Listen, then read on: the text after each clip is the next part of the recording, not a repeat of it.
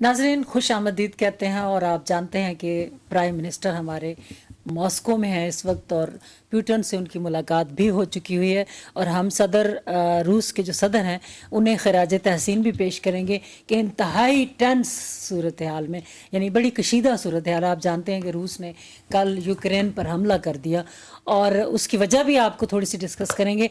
इतनी तल्ख जो सूरत हाल इस वक्त मॉस्को में है और प्रेशर भी बड़ा आता है, उसमें भी उन्होंने पाकिस्तान के वज़ीर आज़म को वक्त भी दिया और बड़े अहम मामलात पर गुफ्तगू हुई, जिनमें इक़्तिसादी मामलात भी हैं, एनर्जी के मामलात भी हैं और इस्लामोफोबिया भी है, और फिर यकीनन अफ़गानिस्तान के मामलात भी ज़ेर बहस आए होंगे। तो ये रूस के सदर को हमें खराज तहसीन पेश करना कि बड़ी मजबूत आसाब के मालिक हैं कि उन्होंने अपनी तमाम टेंशन को कंट्रोल करके पाकिस्तान के वज़ीर आज़म को टाइम दिया। पाकिस्तान के अंदर इस पर तो हम तफसील से बात करेंगे, लेकिन पाकिस्तान के अंदर यहाँ आज जो एक अहम बात हुई कि नूर मुकद्दम के कत्ल का फैसला सुना दिया अदलिया ने और मुजरिम को सजाए मौत दी। हालांकि उन पर बड़ा प्रेशर था, बड़ा पैसा लगाया जा रहा था, और जो नूर मुकद्दम का मुजरिम है वो कई दफ़ा अपने हुलिये और आदात और शख्सियत बदल बदल के आता था। उसे टिप दी की थी कि आप समझ लें कि साइकोलॉजिकली डिसऑर्डर या ज़हनी मरीज़ बनाकर उसको कोई रियायत दी जाए, लेकिन ऐसा कुछ नहीं हुआ। 5-6 माह के अंदर अदलिया ने फैसला दिया और जज साहब ने, अता रब्बानी साहब ने ये फैसला दिया कि मुजरिम को सजाए मौत होगी। और यकीन करें कि तमाम कौम के जो जज्बात हैं उनको तस्कीन मिली कि अदलिया ने बड़ा सही फैसला किया और बड़ा जल्दी फैसला किया। अगर अदलिया बाकी के मामलात में भी फैसले मेरिट पर करे और इतनी ही जल्दी करे तो पाकिस्तान की आवाम की कितनी बड़ी मोहब्बतें ले सकती है, तो चीज़ें बेहतर हो सकती हैं। आएंगे नाजरीन, रूस ने यूक्रेन पर हमला क्यों किया। 9 नवंबर 1989 में अमेरिकन वज़ीर ख़ारजा जेम्स बेकर ने गोरबाचोफ उस वक्त के सदर थे, उनसे मुलाकात की थी और उन्होंने कहा था कि नेटो जो है वो 1 इंच भी मशरक़ की तरफ यानी आपकी तरफ नहीं बढ़ेगा, क्योंकि यूक्रेन और जॉर्जिया इन दोनों को वो लाना चाह रहे थे, नेटो में शामिल करना चाह रहे थे। तो लेकिन वज़ीर ख़ारजा जो अमेरिका के हैं जेम्स बेकर, उन्होंने गोरबाचोफ से वादा किया था कि हम ऐसा कुछ नहीं करेंगे। अब अगर यूक्रेन या जॉर्जिया को वो ले लेते हैं, नेटो में उनका मेंबर बना लेते हैं, तो उसका नुकसान ये होगा कि रूस में यकीनन नेटो की फोर्सेस वहाँ आ जाएंगी यूक्रेन में, जॉर्जिया में, और रूस को फिर अदम इस्तेहकाम का ख़तरा रहेगा। तो ये रूस अपनी सलामती का मसला समझ रहा है और अमेरिका से उसके वज़ीर ख़ारजा के अपने किए हुए मुआहदे की खिलाफ वर्जी पे एहतजाज कर रहा है, जिसके बारे में जब 2008 में नेटो का इजलास रोमानिया में हुआ था और वहाँ ये कहा गया था कि जॉर्जिया या यूक्रेन को हम मेंबर बनाएंगे, तो रूस ने तब खुला पैगाम दिया था कि हम शदीद रद्द अमल ज़ाहिर करेंगे। तो ये जो मसला है ना, ये अमेरिका को अपनी माहदे की पासदारी करनी चाहिए थी, वरना ये इस नई जंग का जो आगाज़ नज़र आ रहा है, जो कि अगर यूक्रेन ने कह दिया और ये लोग हट गए इस मुतालबे से कि उसको नेटो का मेंबर बनाना है, तो हालात जो हैं वो बेहतर हो जाएंगे। नाजरीन, रूस में जब हम रूस में सियासतदान कम है, लीडर ज़्यादा है। लीडर जो है उसकी खसूसियात होती हैं ख़ास, जैसा कि हमने कहा कि आज प्राइम मिनिस्टर से बड़े मजबूत असाब के साथ मिले। तो जैसे जर्मनी का कोई सरबराह होता है उसे चांसलर कहते हैं, मिस्र के बादशाह को फ़िरौन कहा जाता था। इसी तरह जो ज़ारे रूस थे, जब रूस में बादशाहत थी, तो फिर एक अरसे के बाद अवाम बादशाहत से तंग आ गई थी। अवाम जमहूरियत में भी अगर बादशाह आना लग जाए और जमहूरी मुल्कों में भी बादशाहत राइज होने लगे तो पढ़ी लिखी अवाम तंग होती है। तो फिर 1917 में कम्युनिस्ट इनकलाब आया और फिर वहाँ कांग्रेस पार्टी बनी और सदारती निज़ाम हुआ, और अभी तक वहाँ सदर हैं जो चलते हैं, लेनिन, स्टॉलिन, खर्दशेफ और कोसिगन।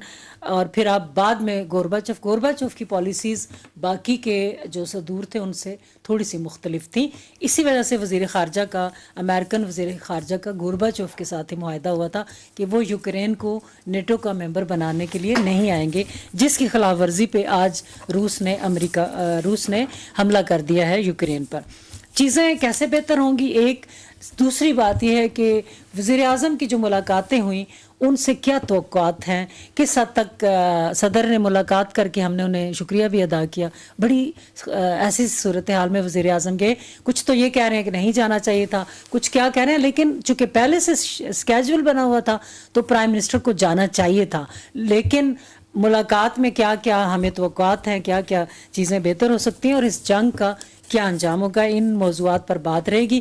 नाज़रीन, मॉस्को से हमारे साथ सीनियर सहाफ़ी सैयद इश्तियाक हमदानी मौजूद हैं, जो अभी हमें बता रहे थे कि क्रिमिनल और रेड स्क्वायर के सामने वो खड़े हैं। वो अभी थोड़ी देर पहले वज़ीर आज़म के साथ भी थे, उन्हीं से बात करते हैं कि अभी वो वज़ीर आज़म के साथ थे, इस दौरे को में क्या क्या हुआ और उन्होंने क्या महसूस किया कि किस अंदाज से कामयाब हुआ है ये दौरा। जी, ये दौरा गुज़श्ता 2 दहाइयों से एक बड़ी पेशरफ्त है और इस दौरे के दौरान यकीनन आपने देखा कि किस तरह कल रशियन हुकाम की तरफ से वज़ीर आज़म का पुरतपाक इस्तकबाल किया गया। रेड कारपेट पे वज़ीर आज़म को जी हाँ, रेड कारपेट पे जी।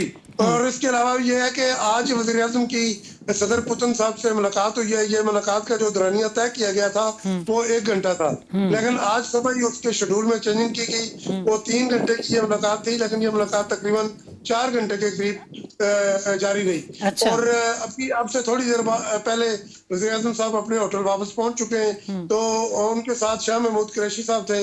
मैंने वज़ीर खारजा साहब को क्वेश्चन किया, मैंने उनसे पूछा कि ये मुलाकात कैसी रही।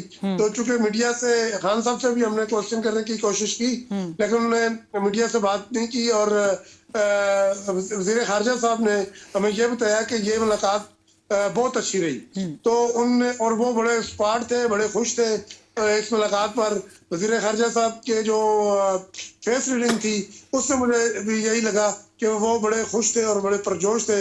उनने बड़ी ऊंची आवाज में मुझे कहा कि बहुत ही अच्छी रही। अच्छा। तो इससे ये लगता है कि मुलाकात का अभी तक अलामिया जारी नहीं हुआ। जो ही मुलाकात का अलामिया जारी होता है हमें पता चलेगा कि ये मुलाकात क्या पेशरफ्त हुई। इसमें एनर्जी के हवाले से, इस्लाम फोबिया के हवाले से, अफगानिस्तान खिते की सूरत हाल, इस हवाले से रशिया और पाकिस्तान दोनों बहुत सारे पॉइंट पे एक पेज पे है। अच्छा इश्तियाक, मैं ये कहना चाहूंगी कि ये मुलाकात यूक्रेन के पर रूस का हमला, बड़ी टेंशन में सदर पुतिन ने बड़े मुश्किल हालात में भी 4 घंटे तक बढ़ा दी। तो ये समझते हैं कि इतनी इंपॉर्टेंट थी और लोग इसको किस नजर से देख रहे हैं कि 2 घंटे की मीटिंग 4 घंटे तक इतने मुश्किल हालात में भी उन्होंने बढ़ाई। देखिए, मुश्किल हालात तो पाकिस्तान के वज़ीर आज़म के लिए शायद ज्यादा थे, क्योंकि सुबह वॉइस ऑफ अमेरिका ने खबर दी। वॉइस ऑफ अमेरिका ने खबर दी कि जी वज़ीर आज़म अपना दौरा स्टार्ट करके वापस जा रहे हैं। अच्छा। तो यहाँ पाकिस्तान, हमारे जो मीडिया के लोग आए हुए उन्होंने भी इस खबर में बड़ी बेचैनी का इजहार किया। तो उसी वक्त वज़ीर इत्तलात चौधरी फवाद हुसैन आए, उन्होंने कहा जी ऐसी कोई बात नहीं है और ये जो हमारा जो शेड्यूल है उसके मुताबिक हमारी मुलाकातें होंगी। तो इस हवाले से ये देखना जरूरी है कि ये एक आपके पास मेहमान इतने दूर से है और इतने प्रेशर के बावजूद मैं समझता हूँ कि इमरान खान ने आज एक तारीख रकम की है। और ये बात मैंने भी नहीं बल्कि यहाँ का जो सबसे बड़ा अखबार है वो भी यही लिखता है कि 2 दहाइयों के बाद पाकिस्तान के वज़ीर आज़म ने एक नई तारीख, इस सदी की तारीख रकम की है। ये कमरसेंट यानी कमर्शियल जो न्यूज़पेपर है, ये उसमें आज स्टोरी छपी है। उन्होंने कहा कि इस सदी का जो सबसे बड़ा वो जो वो है वो इमरान खान ने कदम उठाया है। तो जो ये जो आज पेशरफ्त है वो मुलाकात करने जा रहे हैं। इसी तरह मुख्तलिफ अखबारात ने इसको मुख्तलिफ अंदाज में बयान किया है। ज़्यादातर रशियन अखबारात जो है उन्होंने तजारत और उसके अलावा खिते में अमन सलामती और तोनाई के हवाले से पाकिस्तान और रशिया के दरमियान बढ़ते हुए तामन या और दीगर अमकानात का जो है वो उसका जिक्र किया है। लेकिन ये बात मैं बता चलूँ कि आज जो मुलाकात हुई है इसमें पाकिस्तान और रूस के दरमियान ये गहरे नकुश छोड़ेगी और इसके बड़े अच्छे और मुस्बत दोनों मुल्कों के दरमियान राब्ते जो है वो नजर आएंगे। लेकिन जब तक अलामिया जारी नहीं होता उस वक्त तक हम कोई मजीद बेहतर बात करने की कोशिश नहीं है। इश्तियाक, आपका मॉस्को से हमारे साथ शरीक होने के लिए बहुत शुक्रिया।